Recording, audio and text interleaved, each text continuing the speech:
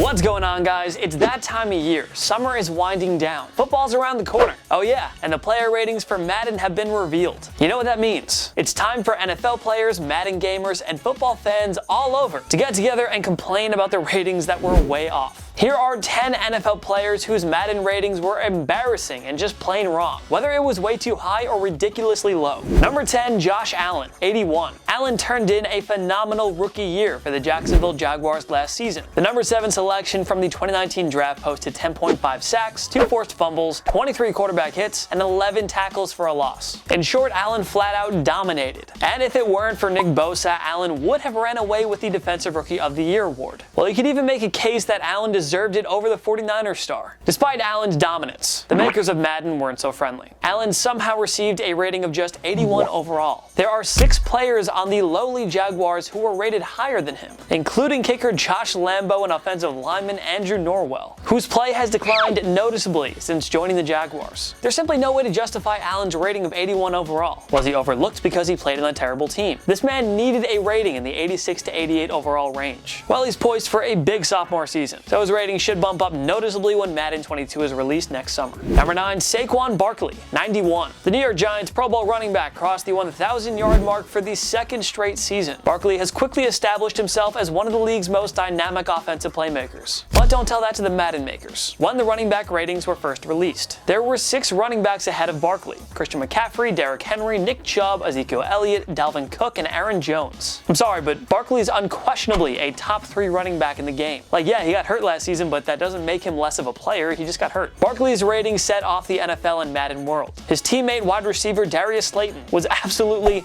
baffled by Barkley's initial 89 rating. Well, the backlash prompted the good folks at EA to quickly change Barkley's rating, and he was bumped up to a 91 in the blink of an eye. Hey, way to go, gamers. You know, the thing is, Barkley's 91 rating still seems to be low. Yeah, McCaffrey was the league's best running back in 2019. He deserves that 99 rating, but Barkley cannot be 8 points behind him? What? And we wouldn't put Henry or Chubb above Barkley, even though they were the top 2 rushing leaders in 2019. Barkley has got to be at least a 94. But like Allen, it shouldn't take long for Saquon to increase his rating throughout the season. Number 8, Carson Wentz, 84. Despite a plethora of injuries to key players on the Philadelphia Eagles offense, Wentz put together a solid 2019 campaign. He had 4,039 passing yards and 27 touchdown passes against only 7 interceptions. Wentz did enough to carry a banged-up Philly team to its 3rd straight postseason berth and its 2nd NFC East Division title in 3 years. But imagine how much better he could have been if Alshon Jeffrey, Nelson Aguilar, and Deshaun Jackson didn't miss so much time. Wentz has established himself as a top 10 quarterback in football. He's going to be even better in 2020 with Jeffrey and Jackson healthy, and with rookie wideout Jalen Reagor now in the fold. 8 quarterbacks were rated higher than Wentz, which is fair, but his rating has to be higher than 84. But hey, Wentz is only one of 4 quarterbacks on our list whose rating was way off. If you were shocked by his rating of 84, wait until you see the other signal callers in this video. Number 7, Darius Leonard, 85. One of the game's elite young stars only got an 85. How? The Indianapolis Colts drafted Leonard in the 2nd round, 36th overall, in 2018. He tuned in one of the most dominant rookie seasons ever for a defensive player, notching 7 sacks, 8 passes defended, 4 forced fumbles, and a league-leading 163 tackles. Leonard earned Defensive Rookie of the Year honors as well as Pro Bowl and first-team All-Pro selections. Although Leonard wasn't as dominant in his sophomore season, he was still the anchor of the Colts defense with 5 sacks, 7 passes defended, and 121 tackles. Grade A production from Leonard once again.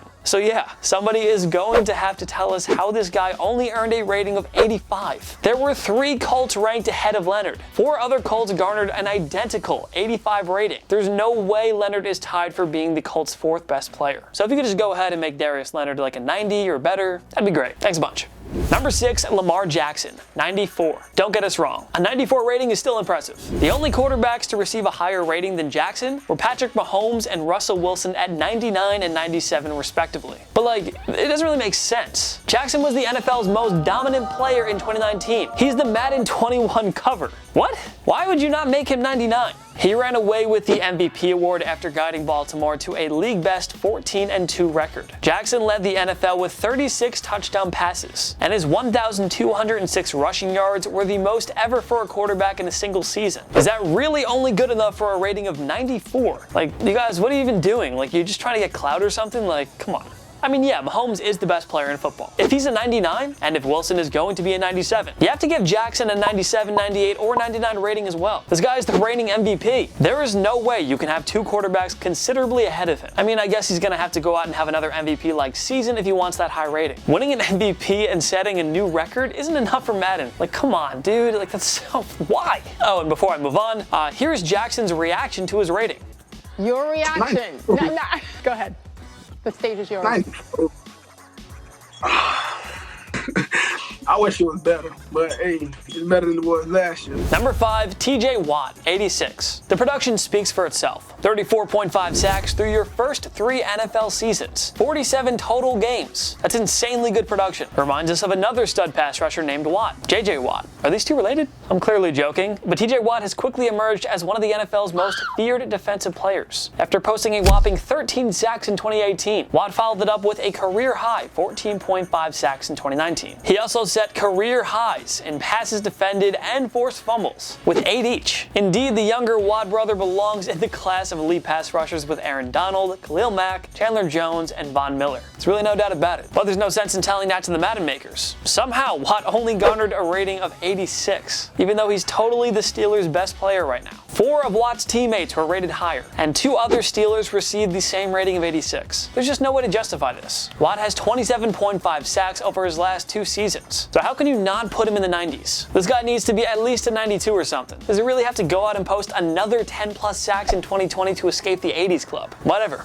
Watt's up for the challenge, so he'll probably be rated in the 90s soon enough. Number 4, JJ Watt, 98. Now TJ Watt was extremely underrated by folks at EA. It's the opposite with older brother JJ. The Houston Texans star, to be perfectly blunt, was extremely overrated for Madden 21. Injuries have unfortunately piled up on Watt. He was limited to 3 games in 2016, 5 games in 2017, and 8 games in 2019. So, of course, it was impossible for him to challenge Aaron Donald and Chandler Jones for the league lead in sacks. Even then, Watt only had 4 sacks in 8 games for the Texans last season. He was on pace for less than 10. He had 0 sacks in 5 games in 2017. So with all due respect to the best defensive player of the past decade, his 98 rating feels way too generous. You can't tell us that Watt is 1 point below Mahomes, yet higher than the likes of Russell Wilson, Lamar Jackson, Khalil Mack, and Von Miller. It's just not true. Put Watt somewhere in the high 80s or low 90s, but not at a near perfect 98 after what we've seen from him over the past few seasons. Number 3, Aaron Rodgers, 89. So JJ Watt gets a 98 rating based on his career production. Well then why didn't Aaron Rodgers receive the same treatment? No, Rodgers didn't look like his MVP self in 2019. The Green Bay Packers quarterback was asked to play more of a game manager role for a team that put more emphasis on its rushing game and defense. And it worked brilliantly. The Packers went 13-3 and reached the NFC Championship game, where they fell to the San Francisco 49ers. I mean, sorry, but Rodgers is still one of the NFL's elite quarterbacks. And there are only a couple of quarterbacks that would take over him with the game on the line. There is no way you can list Rodgers as your number 6 quarterback, especially with a rating of 89. Nope, not buying it. You can't tell me that a 43-year-old Tom Brady is better than Rodgers right now. So you can give the GOAT 90 and Rodgers an 89. We'd even argue that Rodgers should be just as high, if not higher than Drew Brees, who received the 93 rating. Even Arizona Cardinals quarterback Kyler Murray was quite disgusted with the disrespect to Rodgers. I mean, Kyler, we're with you.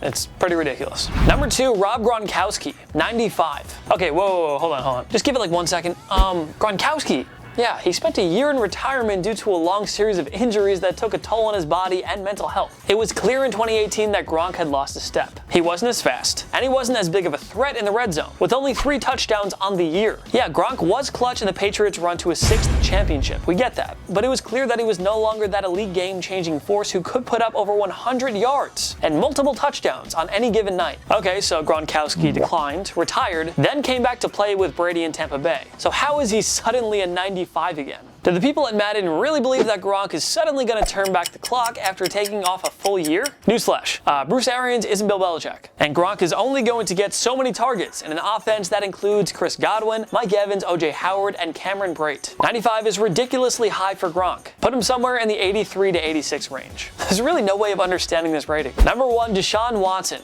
86. Alright, now this is something else. Deshaun Watson is arguably a top 5 quarterback in football. So to give Watson a mere rating of 86 overall, listen, we can understand placing 7 quarterbacks above him, but an 86? That falls outside of the elite category, and Watson is downright elite. Watson has to be in the 90s club along with Mahomes, Wilson, Jackson, Breeze, and Brady. What more can we say? He's guided a flawed Houston team to consecutive AFC division titles. He's the ultimate human highlight reel. He's not quite on the level of Jackson and Mahomes, but quite frankly, no one is. Wilson and Watson belong in the next tier below them. So how can they put Watson 11 points below Wilson? Watson has to be at least a 92 or 93. There's no excuse for putting him in the mid-80s. So Madden, you should definitely fix this. Which other NFL players have Madden 21 ratings that are way off and embarrassing? Join me in the comment section below, and also follow myself and TPS on social media. We post great content all the time. Instagram, Twitter, TikTok, YouTube. We are on everything. Go follow us, go subscribe, go find us, go do that. Go do it. You got your phone in your hand. I know you want to do it. Come on. And of course, subscribe to TPS. We post videos every single day. Every